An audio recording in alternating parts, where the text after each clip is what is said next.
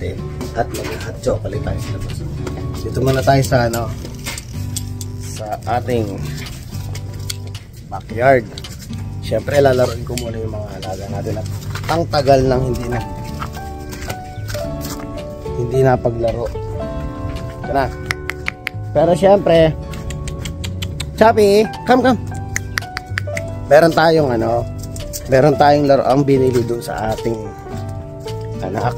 So lumabas ako at yung anak natin ay nagyayayang maglaro ng rubber ducky niya. Rubber ducky. Oh, kunin mo yung rubber ducky mo. Babalik niya sa akin yan, mga kamamo. Choppy, chop. Come on, baby. Chopper. Ayun na. Come. Oh, come. Oh, diba? Binabalik niya sa akin, mga kamamaw. Binabalik niya sa akin. Inawa naman ako nung nakita niya. Nako. Sabi ko sa inyo, lumabas mo na nga ako kahit medyo malamig ka, mga kamamaw. Malimag. Oh. Choppy. Yan. Gusto niya yan. Legend, tayo isa. Una natin. Meron actually kasi siyang isa. Ito gusto niya yung maliit dati. Kaya natuto ko. Kaya mili ako ng isa pa. Oh, legend to. Choppy. Rubber ducky. Chit. Yan, dalawa yan kasing ano niya. Bumili ako ng isa. Yung maingay naman na yun. Bahala ko sana mga pag yung nag-walk na kami. Bibit-bitin ko siya. Come on. Ayan, hindi niya alam kung ano dadamputin niya. Inano ko yung squeaky na rubber ducky na to para pag iwawalk ko siya, attentive siya. Ayun. Come, let's go! Rubber ducky for baby chop. Ayan na. Tatabi natin to. Tabi ko, mahilig siya nito. Naku, maliit, napakaliit lang nito, mga mama, pero tonto ang araw niya. Tchan! Kung masayang-masaya araw niya pag nakita niya eh. Chopper! Tara rito. Naawa naman ako sa batang to. At kanina pa ako ginigising actually. Naku, umuungot na. Gusto magpagod. Ay, sige, magpagod ka. Siya lang naman ang malakas ang drive sa ganyan. Yung tatay niya wala, tamang takbo-takbo lang. O sige, exercise ka. Ang mataba. Oh. Chopper ka na. Come. Oh, naabot niya sa akin. Tara, come.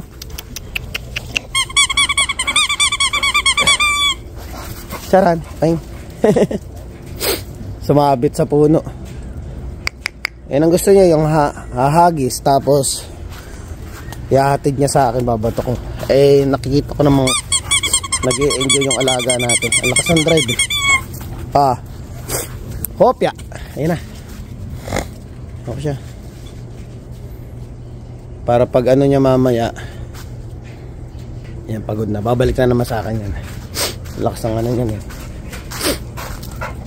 Silipon ako. Tingnan mo naman, mga kamamaw, yung hot chocolate natin, mga kamamaw. Hindi mapapanis. May snow. O, nasa rubber ducky mo? Paano mo? Where's your rubber ducky? Bumalik sa akin, wala yung rubber ducky. Oh, ito na lang ah. Kunin mo tayo isa. Hindi mo kinuha yung rubber ducky doon. Ako. Iputin ko nga. Ayun saya, yun na lang mo nalaroin mo. Tabi ko na itong malaki ha. Try natin, baka yung ano. Hi, rubber ducky! Charan! Asan yung isa? Ayan. At 30 minutes na pagbibigyan natin mga alaga natin na ito. Kaya ko na sila maglaro. Yan. Pagod na sila, mga kamamaw. 30 minutes ko din sa pagtatakbo. Lalo na to. Maayos to. Kasi ito talaga, nagpapagod talaga siya eh. Kasi ano, tamang ano lang eh. Sightseeing lang eh. Sa Legend, nakikisabay lang kay Chatter. Ayan, pupunasan na natin sila.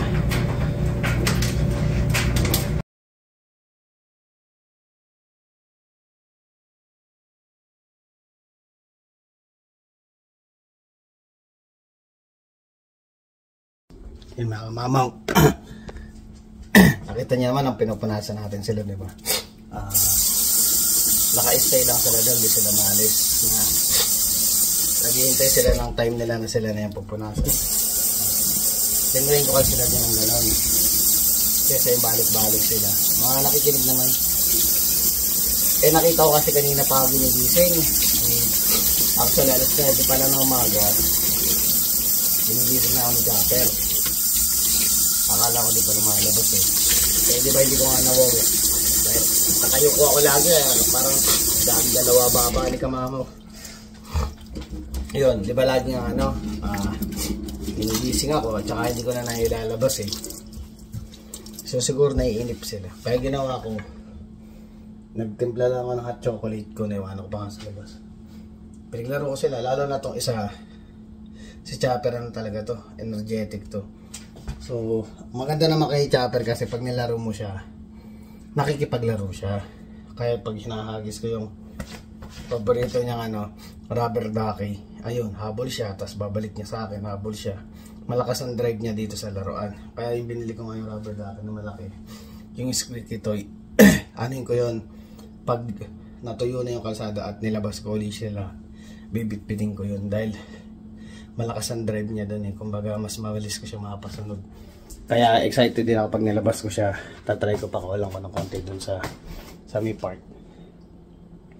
Pero tiyempohan natin na walang masyadong aso sa paligid or malayo sa tao or para pag nakapaglaro siya, nakapokus siya doon sa nakapokus siya doon sa laruan, alam kung babalik niya yun. Kaganda sa kanya kasi pag hinagis mo, babalik niya. Kasi gusto niya hihagis mo ulit. Ayun. Pagod. Makakaway pa yung dalawa. Pogi ba kayo, Pogi? Pogi ka pa, Pogi? Ayun na, tumayo na. Kapag nilambing ko talaga Pogi. Tara, sexy ka ba, sexy? Yan. So, ilang ang ginagawa natin yan. Mamayang hapon, lalabas ko ulit sila. Tsaka tag dito. May mga tag dito yun sa akin. Kalimutan ko tuloy. May mga nagre-request sa akin Kalimutan ko sinabi.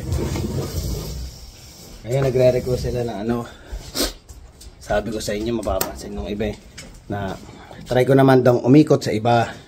So naikutan ko na yung tag dito, yung Midtown Plaza. Naikutan na natin yung Confederation Mall. Try natin mag-ikot sa ibang mall minsan. Tatry natin. Para mapakita natin kasi kadalasan naman nagtatanong sa akin, sila yung parang mga padating. Actually nakakatawa kasi minsan may nagme-message sa akin na, Jerwin, this year or next year, papunta na kami dyan.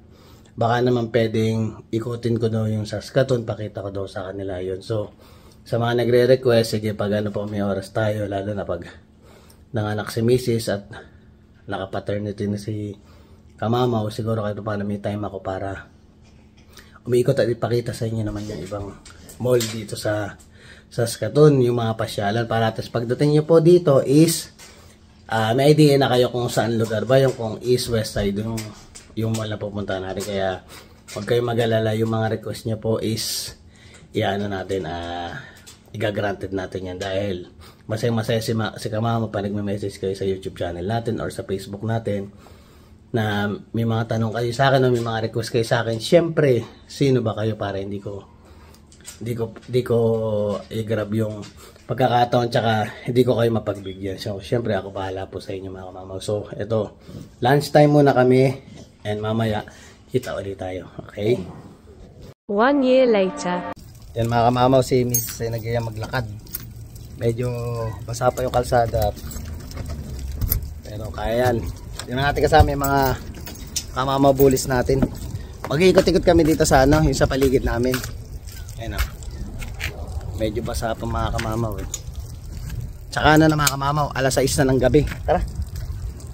Lalakad-lakad natin. Okay lang yan. Yung mga alas 6 na mga kamamaw, maaraw pa rin. Usually ganyan pag winter time, 4 o'clock pa lang madilim na. So ngayon, maganda na yung okay lang yan. So, ayaw nagpapakita sa camera mga kamamaw. Gusto daw niya, nakaayos siya pag binibidyoan. Dalawa kami naglalakad. Ano mangyayari? Siyempre, di ko naman siya lalayuan. syempre mabibidyoan siya. Yan. Saan tayo dito? Sa may panaderia. Yan, pakita natin sa inyo. West side ng Saskatoon. Ano? Mapayapa. Yun o, old car. Hello mga kamamaw. Okay lang ngayon. Yan, ano niya kasi baka daw yung mga anay dyan na mga nandito nakatambay, bisitahin ako pag nagpa-vlog ako. Hindi ko naman sila bibidyoan mga kamamaw. Lakad lang kami. Usual dapat doon kami sa park. Sabi ko para maiba man lang. At syempre maiba naman sa paningin nyo. Instead na nagsasakyan kami, lakarin namin direct papunta doon.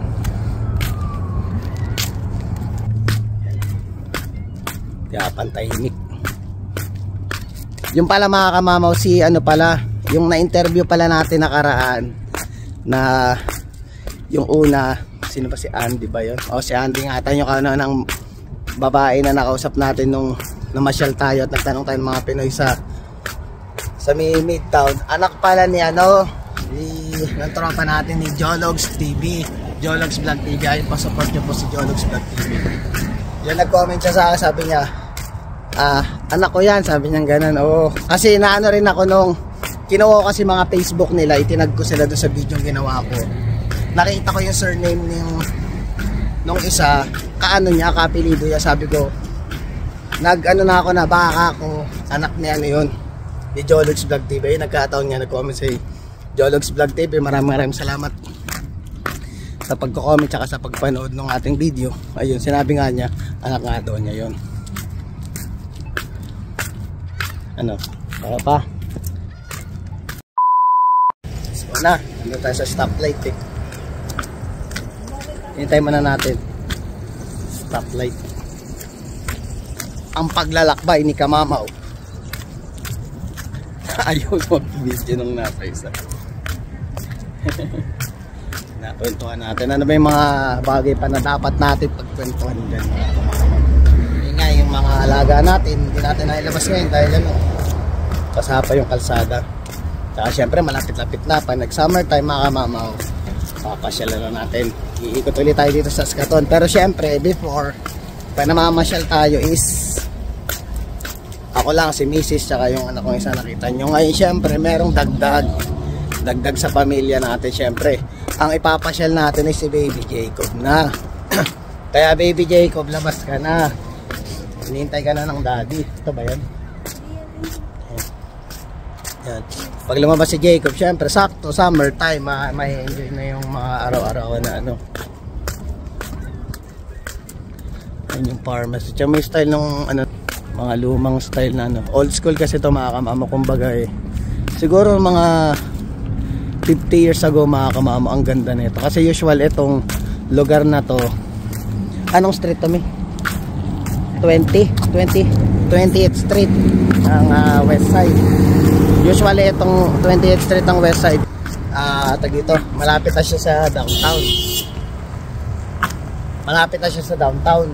Kaya for sure yung to mga kamama, ang ganda talaga siguro dito.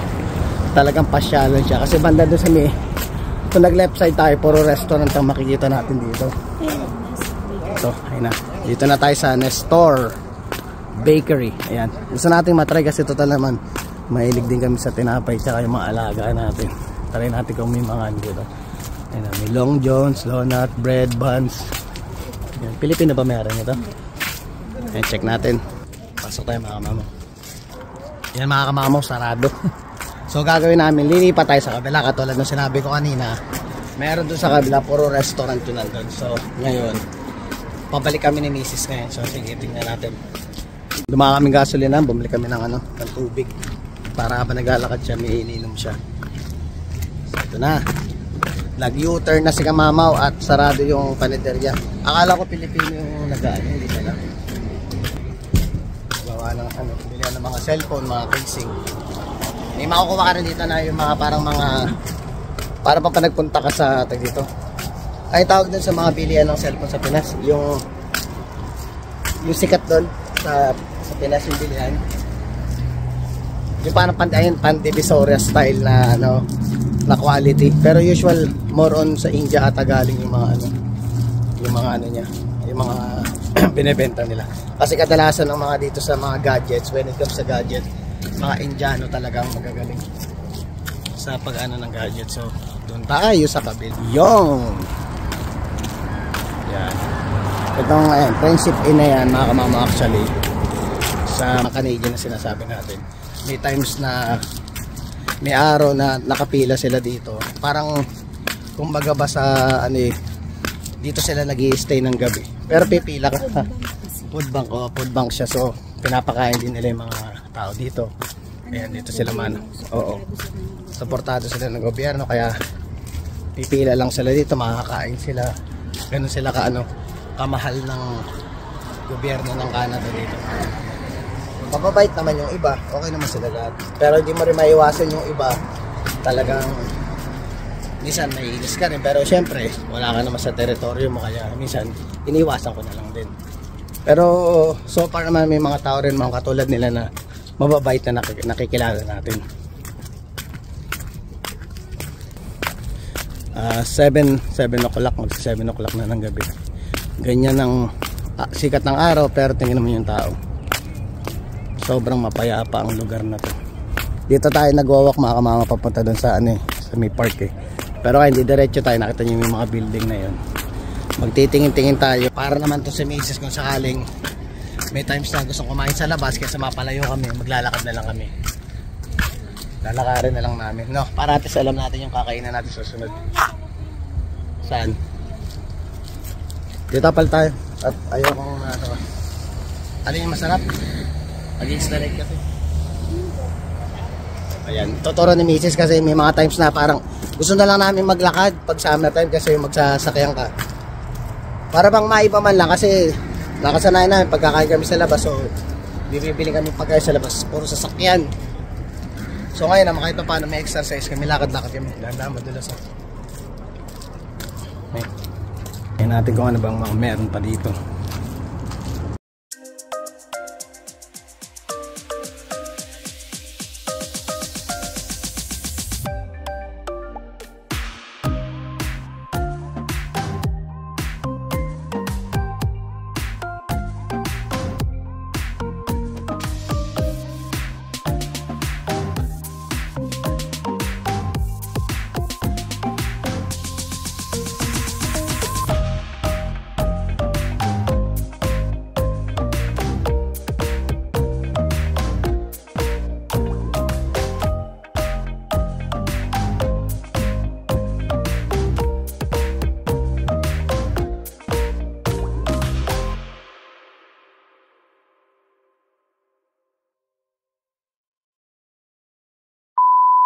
And mga kamamo, naikot namin ng konti. Di pala naikot.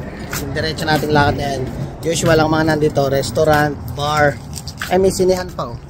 Gusto mo matry dyan minsan? You know, sinihan. Yung mga pelikula mga kamamo is 30 years ago.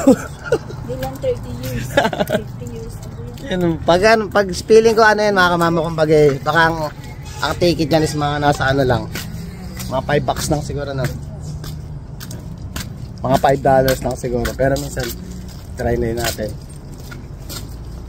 Malapit na kami sa ano, bungad ng Midtown.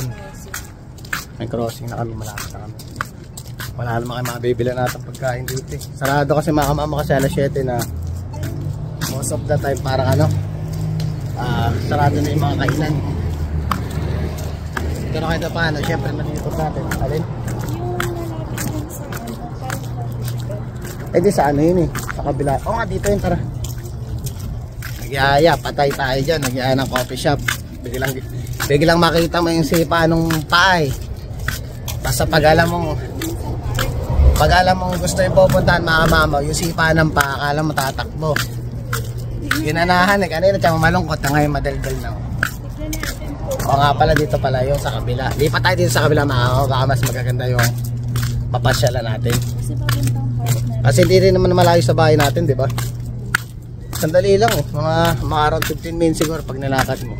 Para at least kahit pa paano kung wala kami sasakyan, alam na namin kung saan ang way papunta namin. Usual katulad yan si Jacob pag yung iwawalk natin, di ba? Pag wawalk natin, oh, parang pahinga time, oh. kape-kape na. Kape-kape, konting kwentuhan habang nakatambay kasama yung anak mo. Marami dito. Dito na ang magaganda para mga old style. Ito naman mga ano, medyo mga renovated ano na, renovated area na. Daming kainan eh. Daming kainan. Chef Express. Ano to? Okay, mga ano, Asian cuisine. Yan, i-save natin yung number para kung sakaling maisipan natin mag-order. May kopya tayo. Yan, Manulife Securities. Mga alin? Itong Crossroads Residential. Ano? Hindi natin Okay, para kondo? tutulog. Oh, I see. Hindi natin Yan mga kamamaw. Umiwasang muna kami doon. May grupo ng mga, alam mo na, baka mamaya akala nila binibidyo ko sila. Umiwas na rin tayo paratis. Hindi na hassle. Eh, may kasama pa tayong puntis eh. So, nag-end up tayo mga kamamaw na nagpunta rin tayo dito sa may park. Kasi kakaliwa kami dito. Dito kasi may parang kainan. O may mga restaurant dito sa gilid. Doon kami na ano. Pero okay na tayo exercise na itong yung buntis. Saan? Saan ka nagpa-park? Dito. Di ba yan? O, dyan ako nagpa-park. Yan. Yung mga bahay dito, mga condo style ata yan eh. Yan, condo style. Ganda ng ano, ayan mga kamamaw. Dali lang. Oh, ang ganda ng buwan oh. Oh, bilog na bilog ah.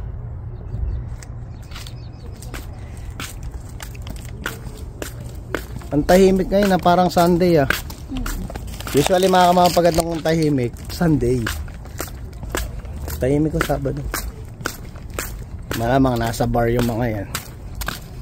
Nagtatagay-tagay. Teka nun din kami mga kamamaw ng ano, balik natin yung mga past na nangyari sa atin dati.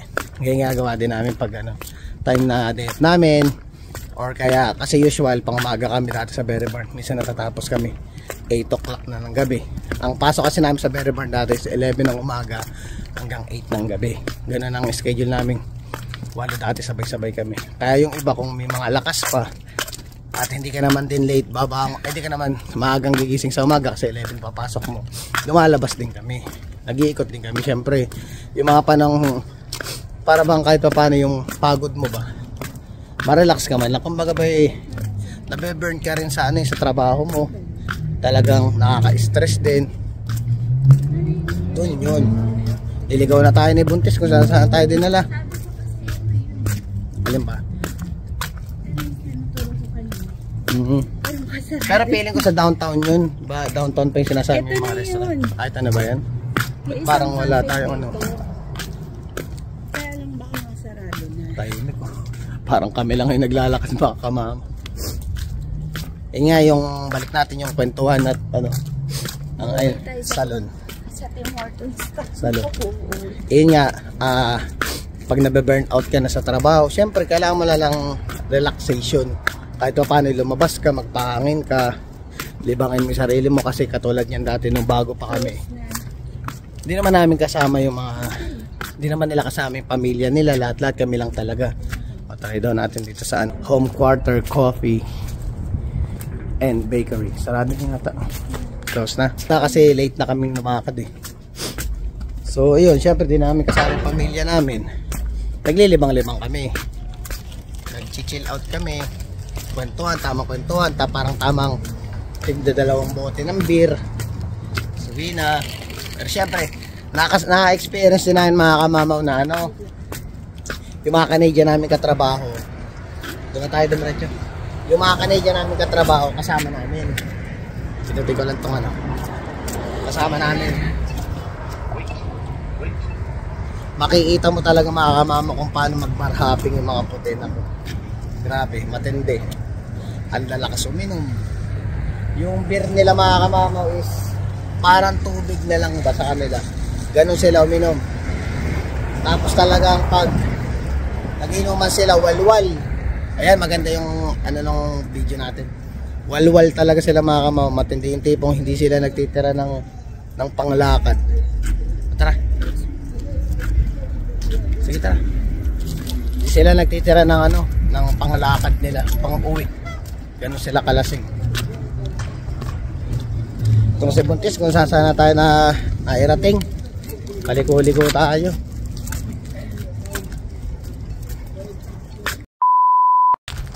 Yan mga kamamaw. Ano, nagaya na Tim Hortons na lang. Ay, may pusang sumusunod sa amin eh, no? Nakikita niya ba?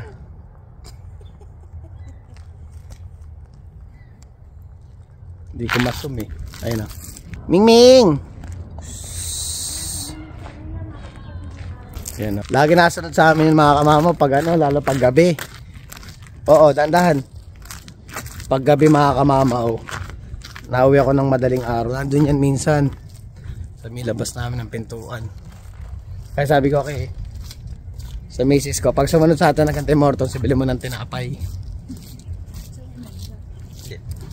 Pag tinawag mo, lumalapit eh. Kahit pusa siyang gala-gala, ang ganda na. Tsaka malinis. Malinis yung balahibo.